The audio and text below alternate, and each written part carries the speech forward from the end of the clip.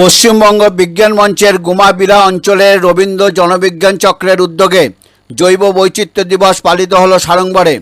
22শে মে এই উপলক্ষে শিয়ালদা বনগাঁ শাখার গুমা রেলওয়ে স্টেশনে এক প্রচার কর্মসূচি পালিত হয়।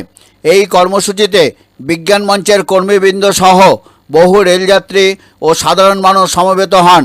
এদিন একই সঙ্গে বাংলার নবজাগরণের পথিকৃৎ রাজা রামমোহন রায়ের জন্মদিনও শ্রদ্ধার সঙ্গে পালিত হয়। গুমা রেলওয়ে স্টেশনে আয়োজিত এই প্রচার কর্মসূচিতে প্রকৃতির সঙ্গে সামঞ্জস্য ও টেকসই উন্নয়ন বিষয়ে বক্তব্য রাখেন পশ্চিমবঙ্গ বিজ্ঞান মঞ্চের উত্তর 24 পরগনা জেলা কমিটির সহসভাপতি দেবব্রত ঘোষ।